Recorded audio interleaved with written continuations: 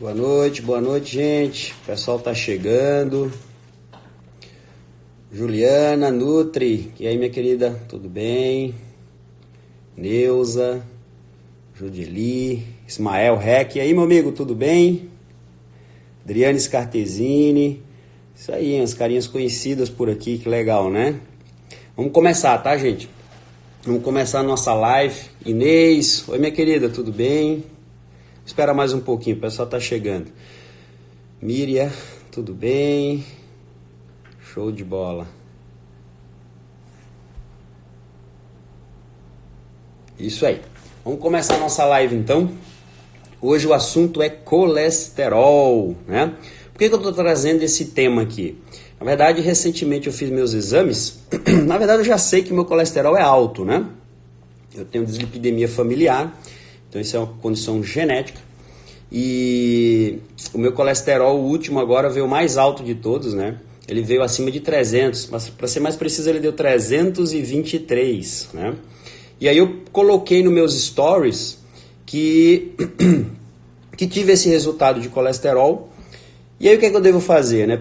Coloquei uma figurinha para o pessoal mandar dúvidas, e aí tiveram algumas dúvidas interessantes, mas que demanda aí, como o assunto é muito polêmico, eu não consigo ali no Stories simplesmente responder rapidamente, digitando, fazendo um vídeo rápido, curto. Achei interessante fazer uma live, perguntei se o pessoal dos Stories ali gostariam de uma live, a maioria respondeu que sim, perguntei se essa live seria mais interessante hoje ou amanhã às 20 horas, e a maioria venceu para hoje às 20 horas, então aqui estamos, vamos falar sobre isso aí, tá? Para a maioria das pessoas, se eu falar que a gente entende, né, que colesterol acima de 200, imagina acima de 300, né? A maioria das pessoas vão pirar, né? Vão pensar o quê? Ah, eu vou infartar, vou ter um problema, meu coração, minha coronária vai obstruir, vou ter um problema, né? Esse é o pensamento vigente quando a gente fala em colesterol alto. Na verdade, as pessoas têm essa ideia de que o colesterol é algo extremamente maléfico, né? Vamos tentar desmistificar, vamos entender melhor sobre essa história aí. E no final eu vou responder as perguntas que me mandaram, depois eu abro para vocês também.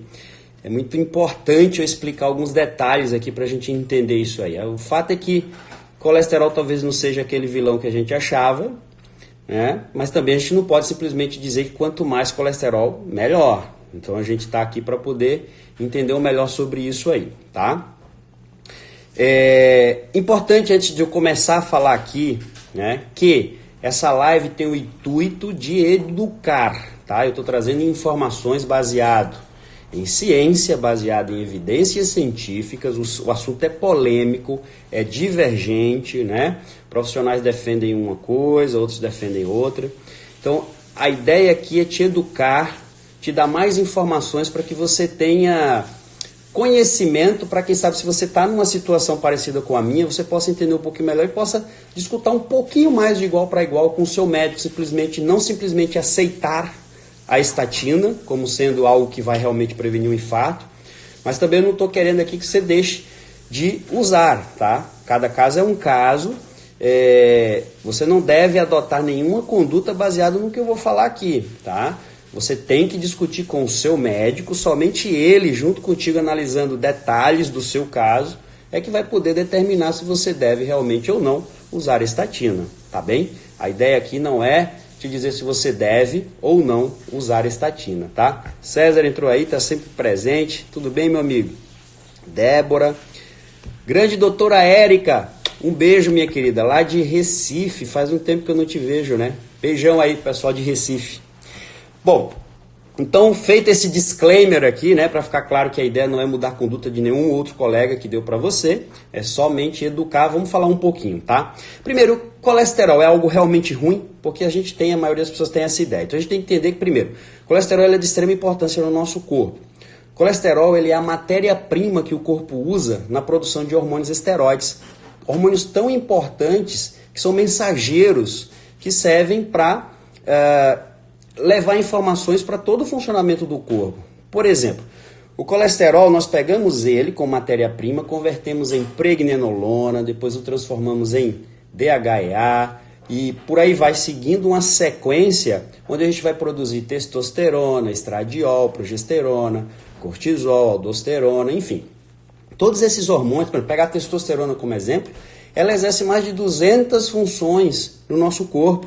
Então, tem uma extrema importância o colesterol.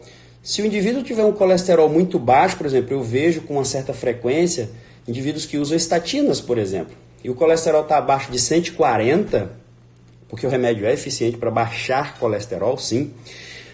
O que acontece? Muitas vezes eu vejo uma baixa de testosterona. Então, veja, há um desequilíbrio hormonal gerado pelo uso do remédio, muitas vezes. Então, a gente tem que entender que o colesterol, ele é importante. Todas as nossas células do corpo, nós temos cerca de 10 trilhões de células no corpo, todas elas têm, na sua membrana plasmática, ela tem uma composição feita com colesterol, né? Então, colesterol, a gente tem que ficar claro que não é assim, ele está alto e está ruim e é sempre algo vilão, tá? Você tem que entender que ele é de extrema importância, tá? E aí, eu gosto de também, sempre que eu vou falar sobre colesterol ou diversos assuntos que envolvem saúde e nutrição, eu gosto de voltar um pouquinho no tempo. A nossa genética ela ainda é muito, muito parecida com o homem que vivia na era paleolítica. E algumas coisas a gente pode aprender quando a gente volta lá no tempo, né? Então a gente tem que pensar que, enquanto éramos caçadores-coletores, naquela época que o estilo de vida era muito diferente do estilo de hoje, porém a genética é a mesma, né? Nós comíamos colesterol. Onde é que está o colesterol na alimentação? Ele está presente nas gorduras saturadas. Então, por exemplo, a gordura da carne, o bacon, a gema do ovo, né? Essa gordura natural que está presente naturalmente nos alimentos. Então, nós somos seres que desde a pré-história, desde sempre, nós fomos seres desenvolvidos para ter o colesterol como parte da nossa alimentação, certo? Isso é importante ficar claro. E por que de uma hora para outra, algo que é de extrema importância, como a gente já falou, para hormônios, todas as células têm colesterol, nós sempre comemos colesterol, sempre fez parte da nossa dieta, por que de uma hora para outra ele passou a ser um vilão? Houve uma época em que colesterol dito normal, pela referência do laboratório, era 300, depois virou 250, eu aprendi na faculdade que era 250. Quando eu saí da faculdade, isso virou 200. Hoje, eu percebo que muitos laboratórios colocam 190 como sendo a referência. Por que que isso vem caindo? Tá. Primeira coisa que a gente tem que entender é que com toda essa confusão do colesterol, veio a indústria com o advento das estatinas, que são remédios realmente eficientes para baixar colesterol. Que a gente vai discutir se deveria ou não usar e se ele é realmente eficiente ou não para prevenir infarto. Ninguém discute que ele é eficiente para baixar colesterol. Então, quando se vai fazer um novo estudo para saber qual que deveria ser a referência do laboratório, isso é um dado estatístico baseado em uma análise da população. Pega aí 10, 20 mil pessoas, faz uma coleta de sangue, qual é a média do nível de colesterol dessas pessoas? Aí faz uma curva de Gauss, ou seja, 2 desvios padrão para um lado, 2 desvios padrão para o outro, e aí a gente montou uma curva de Gauss e a gente acha um número mínimo e um número máximo e a gente chama isso de normal, né? Porém, um normal estatístico. O que acontece? Houve uma época que era 300, até 300. Então, a indústria veio com o advento das estatinas, as estatinas baixam o colesterol. Quando vai pegar novamente mais 50 mil pessoas para fazer um novo estudo desse, tem um monte de gente agora usando estatina que o remédio baixa o colesterol. Eles não tiram essas pessoas do estudo. Então, a média vai cair, vai para 250. Resolveram fazer um novo estudo. Bom, quando faz um novo estudo, agora tem muito mais pessoas usando estatina. É o remédio mais vendido no mundo, né? Lipitor, enfim, já foi uma época, não sei como é hoje ainda. Mas as estatinas, remédio para baixar colesterol, são os remédios mais vendidos. Então, quando fizeram de novo o estudo, acharam que o máximo deveria ser 200. E agora 190, daqui a pouco é 150 e vai sumir o colesterol. Algo tão importante, né? Para a gente entender toda essa confusão, por que surgiu a indústria com remédios para baixar colesterol e por que existe esse medo hoje em dia ainda de colesterol, a gente tem que voltar lá no tempo. E a gente tem que entender o seguinte, vamos voltar mais ou menos cerca de 70 anos, tá? O que aconteceu lá, sei lá, 60, 70 anos atrás? Vou contar uma historinha para que isso fixe para você de uma forma melhor. Então, um cidadão lá morreu. Resolveram abriu o peito dele, fazer uma necropsia, viu qual foi a causa da morte, viram que tinha uma coronária obstruída. E foram lá investigar, opa, esse cara infartou, vamos ver o que é que tem aqui nessa coronária. E viram que tinha naquela obstrução ali, tinha entre os constituintes, tinha colesterol ali, né? E aí foi o primeiro link que fizeram, opa, colesterol parece ser um vilão, né? O cara morreu, tá entupido, tem colesterol ali. Bom, mas antes da gente falar alguma coisa, divulgar isso, a gente tem que fazer um estudo, certo? Pegaram coelhos, injetaram colesterol nos coelhos, e esses coelhos vieram adoecer, morreram, infartaram, enfim. E aí foi nesse momento que começou a ficar constatado que colesterol era um vilão e trazia algum problema. Mas a gente tem que ressaltar aqui que coelhos é um animal herbívoro, né? E não ele come planta. Planta não tem colesterol, certo? Então não fazia parte da dieta desses bichos o colesterol. Então é óbvio que eles iriam adoecer, né? Mas enfim.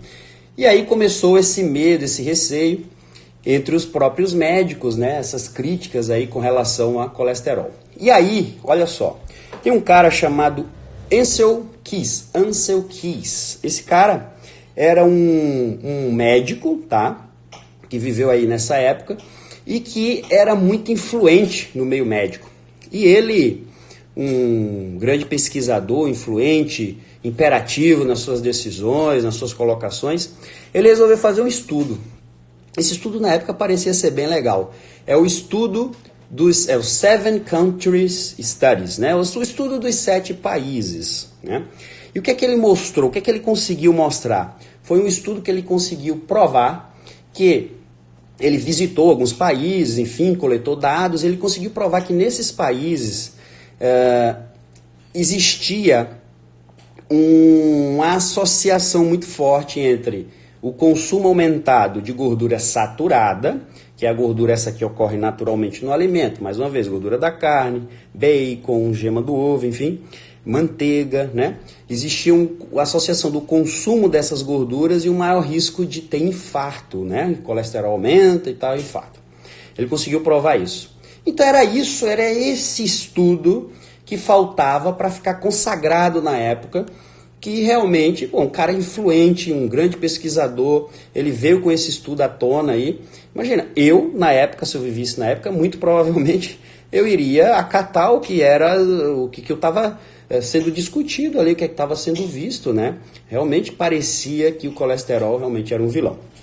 Enfim, e aí a partir disso aí até hoje a gente vem, vamos dizer, tendo essa ideia ou sofrendo as consequências disso aí, tá? Aí depois ainda veio mais um outro estudo interessante para ainda trazer mais, vamos dizer, confusão, né, em meio a isso aí.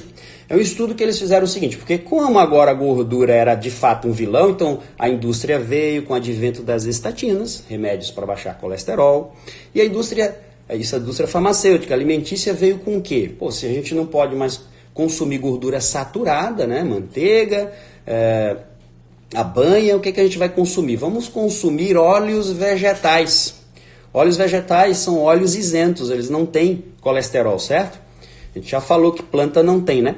Então, olha só, óleo de soja, canola, milho, girassol, são óleos que começaram a ser desenvolvidos, né? Esses óleos refinados pela indústria, e vieram, a margarina também, né? E vieram com tudo, né?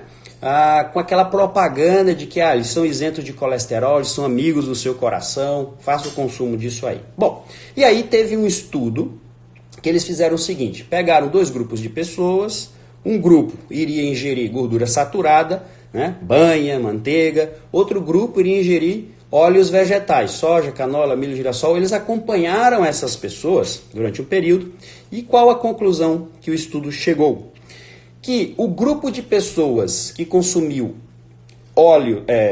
gordura saturada, eles chegavam a ter em torno de 15% colesterol mais alto do que o outro grupo que consumiu óleos vegetais. Ou seja, qual a informação que a gente extrai daqui? Consumir gordura saturada pode sim aumentar o colesterol, né? Ficou provado aí nesse estudo, já que o grupo de óleos vegetais tinha 15% menos de colesterol. Mas veja, 15% não é um número tão alto, né? Ou seja, hoje a gente sabe que cerca de 80%, 85% aí do nosso colesterol, aquele colesterol que a gente vai lá, tira sangue e mede, aquele número que aparece no exame de sangue, aquele colesterol ali, cerca de 85% é referente ao colesterol natural, ou seja, tem a ver com a nossa genética, uma síntese endógena, né? E somente 15% é o colesterol que eu como, é o que vem da dieta, ou seja, o que parece é que mudanças na alimentação, comer mais gorduras, pode aumentar o colesterol em 15%, comer menos gordura pode diminuir o colesterol em 15%. Não é um número tão expressivo assim, mas é importante a gente sinalizar isso, tá? É possível acontecer isso, tá? Tem uma outra situação, não vou me aprofundar, mas só para você saber, tem um grupo de pessoas, é mais raro isso, que a gente chama de fast responders. São pessoas que quando são expostas a gorduras saturadas, eles aumentam muito os seus níveis de colesterol, tá? Muito mais do que os 15%, que é o comum, tá? Mas essa é outra situação à parte, aí não cabe a gente estar aprofundando aqui, tá? Bom, então depois disso aí, com mais essa desse estudo, então era o que faltava aí para consagrar aí que a gordura saturada era um vilão. Realmente foi provado que ela aumenta o colesterol, né? E a ideia era que o colesterol era um vilão. Bom, enfim. Aí a gente tem que explicar algumas coisas mais. Passaram-se alguns anos, muitos estudos foram sendo feitos, né, ao longo do tempo. E olha só o que acontece. Primeiro, vamos pegar o estudo do Ancel Keys. O que a gente sabe hoje? Esse estudo, ele nunca foi o estudo dos 7 países. Ancel Keys, ele visitou vários países. Eu não sei agora se foram 15, 30 países, sei lá. Não importa muito, o fato é que era muito mais que 7. Só que ele somente selecionou os 7 os quais poderia, com análise estatística lá, corroborar com a ideia dele, de que gordura saturada era um vilão, aumenta o colesterol e dá infarto. Quando foi refeita essa análise estatística com todos os países no qual esse cara visitou, foi visto que não tinha nenhuma associação com o consumo de gordura e maior risco de ter algum problema cardíaco, né? Olha só. Então, infelizmente, isso só veio à tona vários anos depois. E olha só o que aconteceu também. Sabe aquele estudo que eu falei que tiveram 2 grupos de pessoas, um consumindo gordura saturada, outro consumindo óleos vegetais, e que dos óleos vegetais o colesterol ficava em torno de 15% menos? Tem um outro, isso é chamado de um primeiro desfecho, desfecho mole. Existe o que a gente chama de desfecho duro, que é um segundo desfecho, é o desfecho mais importante.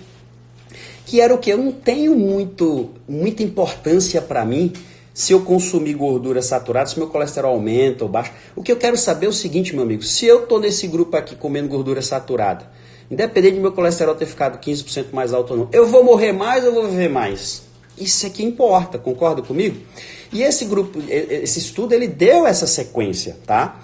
Só que esse segundo desfecho fugia de tudo que era a crença vigente na época, a crença dos autores do artigo científico. E o que é que eles fizeram? Engavetaram esse artigo aí. Infelizmente existe isso aí, gente, tá? E o que é que esse segundo desfecho mostrou? Que o grupo de pessoas que consumiu óleos vegetais tinham 15% a menos de colesterol, mas eles morreram mais. Eles tiveram mais infarto e maior risco de mortalidade por qualquer causa. Então eles morreram mais, né? Ou seja, ter um consumo maior de gordura saturada, isso pode resultar no aumento do colesterol em torno de 15%, normalmente, para a maioria das pessoas.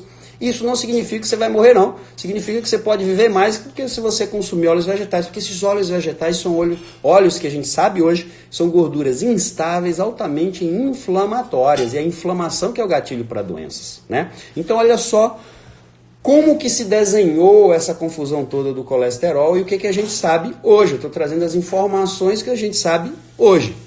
Então eu fico vendo, e às vezes eu fico besta de ver o que acontece às vezes, que tem profissionais que chegam e faz um vídeo no YouTube e diz, você não deve consumir, sei lá, banha, você não deve consumir, sei lá, gordura saturada, porque isso vai aumentar o colesterol, você aumenta o seu risco de morte por doenças cardiovasculares. Isso aí é uma pessoa que está vivendo 70 anos atrás, 60, enfim. As evidências hoje não mostram isso aí, tá? Não mostram isso aí. Hoje já existem mais de 16 meta-análises. Veja, os estudos científicos, existem os estudos epidemiológicos observacionais, que são estudos de menor peso, e existem os estudos de maior peso, né? Que são os estudos, os ensaios clínicos, né? Ensaios clínicos randomizados, tá? As meta-análises, revisão sistemática da literatura.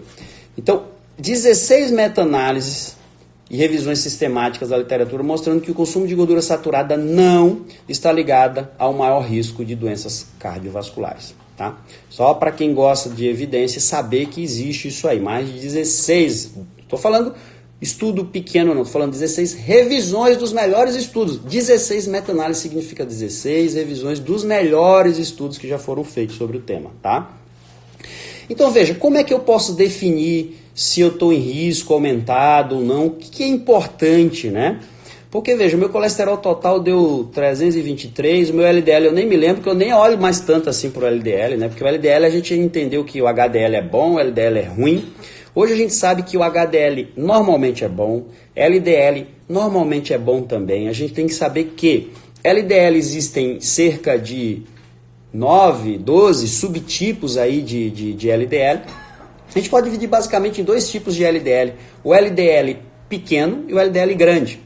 O LDL pequeno e denso é aquele que oxida, é aquele que atravessa a parede do vaso sanguíneo e é maior o risco de trazer algum problema, participar ali da formação de uma placa de ateroma.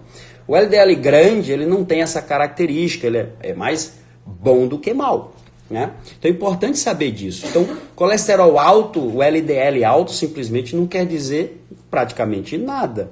A gente tem que saber hoje, com base em evidência científica, que colesterol elevado pode ser um fator de risco para a doença cardiovascular. Não estou dizendo que não é, não estou dizendo que a gente não deva dar atenção, mas que é um fator de risco muito pobre. A gente tem que avaliar outras coisas. Por exemplo, HDL alto normalmente é bom, normalmente é um grande protetor. É importante você saber que quando o HDL está alto, isso como um fator de proteção cardiovascular é muito mais importante do que o LDL alto é como um fator de risco. Entendeu? Então, HDL alto é bom. LDL alto normalmente é bom também. Depende se você produz dos pequenos ou dos grandes. O que a gente vai olhar? Próximo passo. Triglicerídeos. Os triglicérides, sim, são grandes vilões e normalmente estão associados ao consumo exagerado de carboidratos. Eu poderia dizer que HDL e LDL e HDL e triglicerídeos, então, são os dois pontos cruciais aqui para você dar atenção quando você vai avaliar seu colesterol, tá? E que eles podem ser considerados como marcadores de um estilo de vida.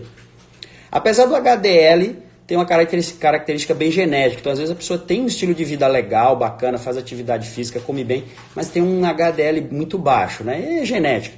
Mas a gente sabe que um estilo de vida mais saudável pode até elevar esse HDL, mas com certeza se você tem um estilo de vida saudável no qual você não exagera os carboidratos refinados, como açúcares e farinhas, você vai ter um triglicerídeo baixo. Então, anote aí, qual é o dado mais importante hoje de uma forma objetiva? Eu quero um dado objetivo aqui. Em vez de ficar se preocupando com o nível de colesterol, você faz o seguinte, divida o seu triglicerídeo pelo seu HDL. Se esse dado der assim, abaixo de 2, ok, se der abaixo de 1, então, maravilha, tá? Ou seja, você tem que ter no máximo o dobro de triglicerídeos quando comparado com o seu HDL, certo? Então, essa relação é muito importante que você dê atenção quando você vai avaliar o seu nível de colesterol. E aí vamos trazer o meu exemplo. O meu colesterol deu 323, vamos olhar para o meu HDL. Meu HDL deu 85, mais ou menos. Não estou com os exames abertos aqui agora, mas deu acima de 80. E o meu triglicerídeo deu 45. Ou seja, essa relação que deveria ser no máximo 2, a minha dá muito abaixo de 1. Compreende que eu não estou preocupado com o meu 323? Eu dou atenção a esse 323. Não estou dizendo que é normal. O normal é seguir a referência do laboratório, tá? O normal estatístico, né? Mas a gente tem que ver outras coisas, porque o 323 isoladamente é um fator pobre de risco para doença cardiovascular, certo? Ficamos claros aqui. Então, eu olhei meu triglicerídeo e dividi pelo meu HDL. Outra coisa que a gente tem que saber é avaliar a inflamação. Por exemplo, existem marcadores que eu sempre peço nos exames para a gente avaliar se o indivíduo está inflamado. A inflamação crônica subclínica é um tipo de inflamação silenciosa, essa sim é gatilho para doenças, tá? Você já parou para analisar quantas pessoas morrem de infarto, enfim, e tem colesterol normal? Na verdade, eu vou te dar um dado, mais da metade, tá? Já tem esse dado aí. Estudos que foram feitos e mostraram que mais da metade, cerca de 70% das pessoas que infartam e dão entrada na emergência clínica infartando, elas têm colesterol normal, né? Então isso é um dado para você saber. Se o colesterol fosse realmente um vilão, não deveria então a maioria das pessoas que estão infartando ter ele alto? A maioria tem ele baixo, entendeu? Então se não é ele, o que é o problema? Inflamação crônica subclínica. Por exemplo, o obeso, né, é um ambiente corporal inflamado porque a gordura corporal libera citocinas inflamatórias. Pessoas que comem muito ruim, muito mal, alimentos inflamatórios, já falei várias vezes aqui sobre isso, são pessoas que têm uma inflamação de grau leve que se perpetua ao longo do tempo no corpo. E aí o resultado disso é o quê? Vai gerando um dano endotelial, um dano na parede interna dos vasos sanguíneos. Isso pode ser o gatilho para formar uma placa de ateroma, enfim, abrir o quadro com um infarto, com AVC, entendeu? Então a gente tem que avaliar a inflamação. Um exemplo de um exame legal, PCR ultrassensível. Tá? Avalie isso aí, isso já vem uma avaliação de risco cardiovascular. Anote isso aí para você pedir para fazer esse exame aí também. Você vai dividir o seu, já falei do triglicéridos pelo HDL, tem que dar abaixo de 2, e seu PCR tem que dar abaixo de 1 ou abaixo de 0,1, depende da unidade de medida que o laboratório está usando. Você vai olhar lá, PCR ultrassensível, você vai analisar, tem uma classificação de risco. Risco baixo, aí vai estar escrito abaixo de 0,1 ou abaixo de 1. Risco médio, entre 0,1 a 0,3 ou de 1 a 3, depende da unidade de medida. Risco alto, acima de 3 ou acima de 0,3. Vai lá, olha lá e vê onde você se enquadra. Se você não estiver em risco baixo, comece a se preocupar. Emagreça, melhore sua alimentação. Quanto que deu o meu PCR? Abaixo de 1. Então eu não estou com o meu ambiente corporal inflamado. Outro dado importante para poder nos nortear, para a gente poder traçar uma ideia se eu devo ou não usar estatina. Eu estou trazendo o meu exemplo aqui, expondo o meu caso clínico para que você entenda um pouco mais e talvez faça sentido para você, tá? Outra coisa muito importante, fazer um ecodoppler de carótidas, tá? Por quê? No ecodoppler de carótidas, isso vai nos dar uma ideia de como está a vascularização aqui. Isso poderia representar como se encontra a vascularização em outras partes do corpo, como por exemplo nas coronárias, no cérebro. Então, se você tem uma carótida obstruída, se você tem uma carótida com placa de ateroma, calcificação, ou se você tem um espessamento de íntima é a camada interna ali, intermediária ali, do vaso sanguíneo, se ele tiver espessado, isso pode ser um primeiro sinal de inflamação. Você está inflamado, está espessando a íntima, daqui a pouco vai dar um problema, pode dar um problema maior depois, tá? Então avalie isso aí. A minha deu show de bola, então eu estou tranquilo quanto a isso. Tem um exame hoje que a gente pode considerar, vou falar baixo aqui, gente, que a doutora Fernanda vai ali ver o Enzo, nosso filhote que está dormindo. Beleza. Então, veja só, tem um exame que é bem legal, tá? Um exame que os estudos vêm mostrando que talvez seja hoje aí um padrão ouro para você avaliar risco de doenças cardiovasculares. Não é o colesterol. Você pode usar esse exame aqui. É o score de cálcio coronariano. Você pode fazer uma angiotomografia também para avaliar score de cálcio coronariano, né, de tórax. Ou você pode pedir uma tomografia de tórax, né, para avaliar o score de cálcio coronariano. O que é isso? É uma tomografia que você vai fazer e nessa tomografia vai observar a quantidade de cálcio que tem nas suas coronárias. Isso vai ser quantificado. E baseado nessa quantificação vai sair lá o seu risco de ter uma doença cardiovascular, um infarto, por exemplo. Então esse exame é legal de você fazer também para poder nortear se você deve ou não usar uma estatina, tá? Fiz o meu score de cálcio coronariano, quanto que deu? 0. Tá? Então, ou seja, eu tenho um HDL extremamente alto, um triglicerídeo extremamente baixo, e a low carb, dieta que eu sigo, eu pratico, eu aplico meus pacientes, promove isso, um aumento do HDL e uma queda dos triglicerídeos. Como é uma dieta que normalmente a gente come mais gordura, e gordura saturada faz parte da minha rotina, isso pode estar elevando também meu colesterol, apesar de eu ter uma dislipidemia familiar, minha mãe tem colesterol alto, então isso corre na família, é genético, lembra que colesterol 85% é da genética, né? Então, não estou muito preocupado. E se eu for um fast responder, ou seja, que o meu colesterol sobe demais, será que vale a pena eu parar de fazer low carb, parar de comer gordura? Eu até poderia fazer uma experiência, né, para ver se baixa muito o meu colesterol ou não, mas a gente sabe que normalmente vai baixar 15%, e se baixar, vai mudar alguma coisa? Ficar alto, vai mudar alguma coisa para mim? Olha só os dados que eu estou trazendo. HDL extremamente alto, LDL extremamente baixo, né? E aí, carinha, acordou, carinha? Triglicerídeos extremamente baixo, score de cálcio zero, ecodopla de carótidas legal. Então, inflamação, não apareceu inflamação nos meus exames, né? PCR deu abaixo de 1, risco baixo para doenças cardiovasculares. Então, por que eu vou usar a estatina? Vamos falar da estatina, então. Se eu usar a estatina, ela vai baixar meu colesterol? Sim. Ela é um medicamento que age inibindo a ação de uma enzima chamada HMG-CoA redutase. Ao inibir essa enzima, toda uma cascata ela é inibida. Então, a minha produção natural, já que 85% do meu colesterol não é o que eu como, é o que eu produzo, e ela inibe uma enzima que faz com que eu não produza tanto colesterol, então ela afeta bastante a minha produção de colesterol, né? E normalmente baixa de forma eficiente, na maioria das vezes. Então é um bom remédio para baixar colesterol. A questão é, vai me proteger de alguma coisa? É uma outra questão que a gente vai discutir agora. Olha só, se eu baixar meu colesterol, no meu ponto de vista, eu estou tratando apenas o papel e não a pessoa.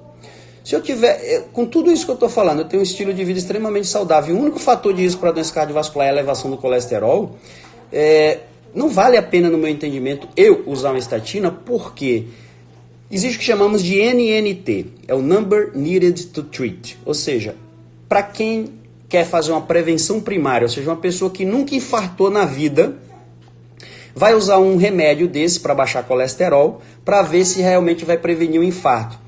Eu teria que tratar em torno de 140 pessoas ao longo de um ano, para uma delas ter o benefício da droga, que seria prevenir o infarto. Ou seja, é uma droga ruim, eu tenho que tratar muita gente para ver se uma vai ter um benefício aí ao longo de um ano, né? Então, é uma droga ruim, ao que parece.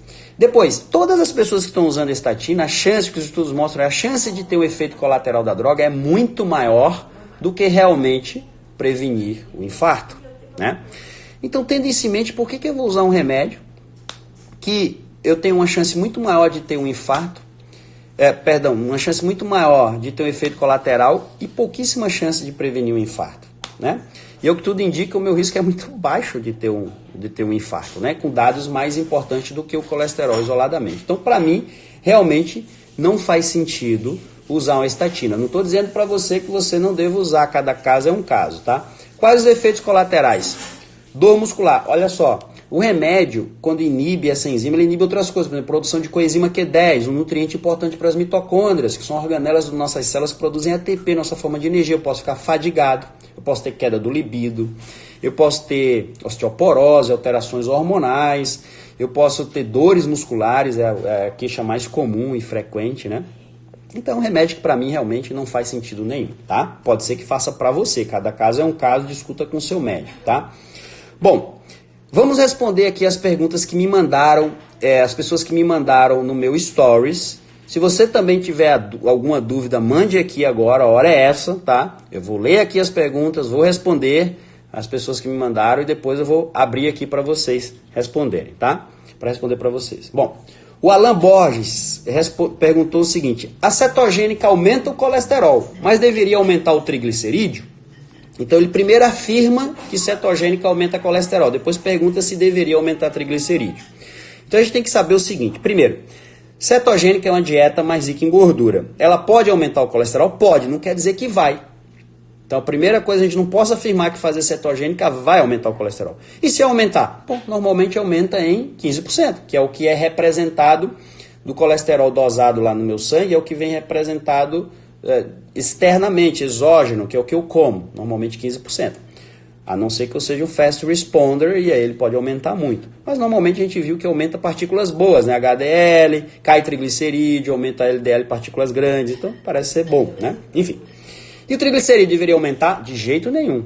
Cetogênica não aumenta o triglicerídeo. Cetogênica melhora todos os parâmetros de risco para doenças cardiovasculares, a não ser talvez aumentar o colesterol, uma coisa isolada. Mas HDL sobe, que é o bom colesterol, triglicerídeo, que é de fato o vilão, ele cai, tá?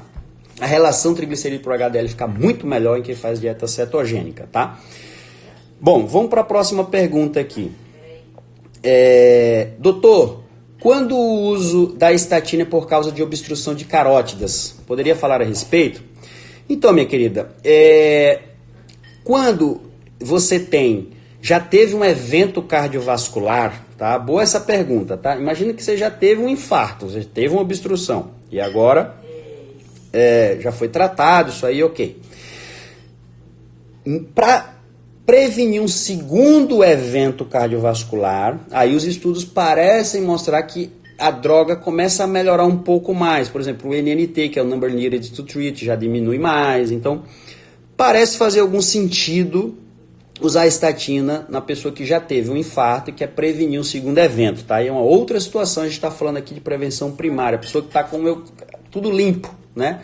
Será que vale a pena só porque o colesterol está alto? Não vale a pena, o que tudo indica, tá? Então, e a pessoa que não necessariamente infartou, mas está com coronária entupida, com algum grau de obstrução, tem calcificação, vale a pena usar a estatina? Depende. Aí é mais detalhes, aí tem que avaliar cada caso de forma isolada, tá bom? Vamos para a próxima pergunta aqui.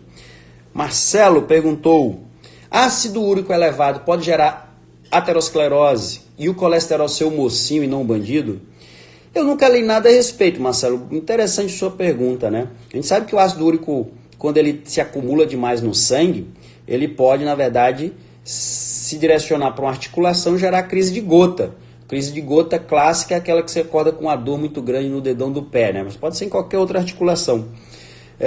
Nunca li nada a respeito que ácido úrico alto possa levar a uma formação de uma placa coronariana e entupir, dar um infarto, enfim.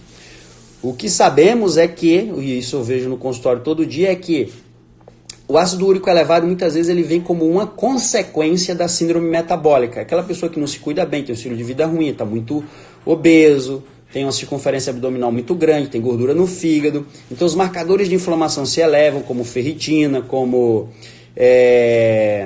PCR, né? E aí outras coisas se elevam, como por exemplo gama-GT, que é uma enzima do fígado, também usada como marcador de inflamação, e o ácido úrico. Quando essa pessoa começa a melhorar os hábitos, emagrece, começa a desinflamar, o ácido úrico tende a normalizar também, tá? Bom, outra aqui, ó, Rosana Argento perguntou o seguinte, ó. Meu pai era cardíaco, faleceu de infarto. Há 12 anos tomo remédio para colesterol. Hoje Crestor, 10 miligramas. Tá, mas a pergunta aqui, ó. Existe o colesterol alto genético quando o paciente faz exercício e se alimenta adequadamente? Sim, Rosana, existe sim. É o meu caso, né? Eu sou uma pessoa que pratico atividade física quase todos os dias. A minha alimentação é super, hiper saudável, pelo menos a grande maior parte do tempo, né? E o que acontece? Meu colesterol deu acima de 323. Da minha mãe é acima de 300 também. Então isso nos mostra que é uma dislipidemia familiar, é genético, tá? Então por mais que você faça atividade física e coma direito, você pode também manifestar, assim como eu, um colesterol elevado, tá? E talvez não seja necessariamente um problema, que é tudo isso que a gente está falando aqui. Teve outra perguntinha assim, ó. Tomo medicação para colesterol alto, terei que usar para sempre? Istaeli Custódio perguntou. Minha querida, é difícil te responder, tá? Primeiro tem que saber, você iniciou o uso, realmente tinha de fato um fator de risco importante? Você está fazendo isso para prevenção primária ou secundária? Você já tem alterações de coronária ou não? Você tem alterações de carótida ou não? Você tem qual relação de triglicerídeo por HDL? É abaixo de 2? Abaixo de 1? Você é uma pessoa que está no peso ideal ou obesa? Você é uma pessoa que pratica atividade física ou não? Qual o seu estilo de vida? Olha só quantas variáveis aqui, quantas perguntas. Então, não tenho como responder se você deve usar para sempre. Não sei nem se você deveria ter começado a usar, né? Talvez você viesse conversar comigo no consultório, talvez eu fosse fazer uma análise contigo, uma análise criteriosa, e talvez nos chegássemos à conclusão juntos que talvez você nem precisasse, não sei. Mas se você foi no médico, e ela achou melhor usar, provavelmente para você usar a vida inteira, tá bom? Se você realmente tem indicação para o remédio, use, né, para sempre. Quais as consequências do colesterol ruim estar alto? Então, é o que a gente está falando. O conceito vigente é colesterol LDL, por exemplo, que é o dito ruim, que a gente já sabe que existem partículas boas ali, nem sempre ele é ruim. Ele alto seria algo ruim, certo? Esse é o conceito vigente. Mas é o que eu estou dizendo, meu LDL é bem alto e para mim, talvez ele não seja um problema, porque todos os outros marcadores estão bons. Então, como eu falei antes, o LDL alto isoladamente, assim como o colesterol total alto isoladamente, como o fator de risco cardiovascular, é um fator de risco pobre, tá? Então, quais as consequências? Talvez nada, né? Talvez nada. Talvez ele tenha alguma participação numa formação aí de uma placa de ateroma, risco cardiovascular, mas talvez um risco pequeno disso, né? Ou talvez você vai passar a vida toda tendo isso aí alto e não vai ter nada, porque todos os outros parâmetros estão bons, tá bom? Aqui, ó, Manhoco perguntou aqui, quais alimentos comer para manter o colesterol nos níveis ideais? Então vamos lá, Manhoco. Primeiro a gente tem que voltar ali do que a gente conversou. Então, alimentos podem aumentar, a alimentação pode aumentar o meu colesterol ou baixar? Pode, normalmente em 15%. Então, se eu comer alimentos com gordura saturada, gema do ovo, manteiga, o bacon, a banha, a gordura da carne, pode ser que eu aumente meu colesterol. Normalmente não é um aumento expressivo, normalmente é um aumento de 15%. E como fazer para manter os colesteróis em níveis ideais? Então, se eu deixar de comer essas gorduras, eu posso reduzir normalmente em 15% o meu colesterol. Então, como manter os níveis ideais do colesterol? Depende. O que é nível ideal? Se para você o nível ideal é o que está na referência do laboratório, abaixo de 190, né? Aí depende. Se você tem 15% acima de 190, corta as gorduras, talvez caia para os níveis ideais, né? Para mim, tudo que eu avaliei aqui, para mim, meu colesterol está ideal para mim, né? Matéria-prima para todas as minhas células, produção de hormônio. Um detalhe que eu não falei, cérebro. Tem estudos mostrando que quem tem colesterol mais alto tem menor risco de demência, como Alzheimer, por exemplo. Memória melhor. Então, o que acontece? Que meu cérebro ele tem 3% do meu peso, corresponde a 3% do meu peso corporal. Mas tem 1/4, cerca de 25% de todo o colesterol do meu corpo está aqui, né, no cérebro. Então, níveis ideais... seria isso, né, Manhoco? A gente tem que discutir o que é realmente nível ideal. Mas alimentos com gordura saturada podem aumentar, sim. E sem a gordura pode ser que baixe um pouquinho mais. Certo, gente? Acho que eu consegui, né, passar para vocês aqui a informações importantes com relação como um todo. Desenhei para você como é que surgiu essa confusão do colesterol. O que de fato a estatina pode fazer por você? Ela pode baixar seu colesterol, mas vai tratar o papel. Será que vai realmente prevenir o infarto? Depende.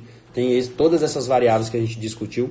Mais uma vez, reforço, você não deve tomar nenhuma medida a partir do que você ouviu aqui. Converse com o seu médico, tá? Somente ele junto contigo pode ajustar a sua conduta.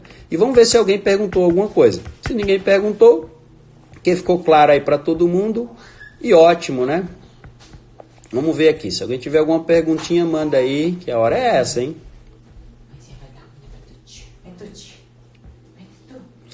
César mandou aqui, muito interessante, doutor Márcio. Esse assunto é muito legal. Letícia, minha sobrinha linda, um beijo, princesa. Não sei se você tá aí lá em Maceió, eu aqui em Lajeado, saudade de você, viu? Final do ano tamo aí. Olha, Lelê. Linda. Cunhadinha, Isis Giongo. Eu que gosto muito de atividade física intensa, hoje eu treinei um crossfit, então de vez em quando não adianta. Vem uma lesãozinha ali, uma dorzinha na lombar, uma dorzinha na cervical. Quem que me coloca em ordem aí? Cunhadinha, Isis Giongo. Aí é top, hein? Christian Dick, um abraço, meu amigo. Esse aí é focado. Vamos lá. Lorenzo, tudo bem, meu amigo? Um abração pra você. Show de bola. Acho que ninguém tem pergunta, não. Esse povo aqui sabe demais. Ficou bem claro, né, gente? Que a Adriane botou aqui, ó. Obrigado, doutor. Foi ótimo, muito esclarecedor. Aqui, ó. Yujiman Diesel perguntou: ferritina tem relação com colesterol? Não. Vamos falar um pouquinho sobre ferritina. Ferritina alta seria um acúmulo de ferro, certo? Só que normalmente ela se eleva por dois motivos. Ou a pessoa tem, vamos dizer, um distúrbio genético, no qual acumula muito ferro. E aí, cara? Sapeca do pai. Beijo. Normalmente a ferritina alta pode ser então um acúmulo pode ser por uma pessoa que tem um distúrbio genético, pode levar a hemocromatose, que é a impregnação de ferro nos tecidos, né? É um quadro aí já mais avançado, mais grave. E esse distúrbio genético vai fazer com que a pessoa acumule ferro, né, mais facilmente, fica muito alta a quantidade de ferro, ferritina. Ou, que é o mais comum, é a pessoa com síndrome metabólica, tá obeso, circunferência abdominal aumentada, muita gordura, o que inflama. E aí a ferritina se eleva como um marcador de inflamação. Se a pessoa melhora hábitos, a ferritina vai lá para baixo, né? Em algumas situações, quando ela é muito alta, a pessoa não muda hábitos, enfim, ou tem o distúrbio genético, tem que fazer a sangria, né? Mas ela não tem uma relação direta ali com o colesterol. Mas é interessante a sua pergunta, porque assim, imagina uma pessoa que tem um colesterol muito alto como o meu, e ela come tudo errado, obesa, sedentária, inflamada, gordura no fígado, e aí a ferritina está bem alta como um marcador de inflamação. E essa pessoa tem um triglicerídeo alto, HDL baixo, tem um colesterol alto, porém com essa relação bem ruim. A ferritina é um indicativo de que essa pessoa alta, a ferritina alta é um indicativo que essa pessoa está inflamada. E isso talvez norteie aí a minha conduta. Talvez para essa pessoa ela mereça usar, ela deveria usar uma estatina, né? Mariana, abraço, meu amigo. Inês aqui, muito bom. Ok. E a ferritina baixa tem influência no colesterol? Não. Ferritina baixa pode ser por excesso de sangramento, por exemplo, mulheres que menstruam com fluxo muito aumentado. Pode ser porque você não tem ingestão adequada de ferro, né? Não come feijão, não come carne, né? E é mais isso aí. Ou está em desbiose, desequilíbrio de microbiota. Você até come, mas não absorve o nutriente da forma que deveria. Gente, chegamos aqui ao fim, não mais perguntas. Agradeço a presença de todos vocês. Um beijo no seu coração. É hora de eu pegar meu pequeno ali e dar muito cheiro, beijo, chumbrego. Vou apertar ele um monte, já ele vai dormir. Beijo, gente.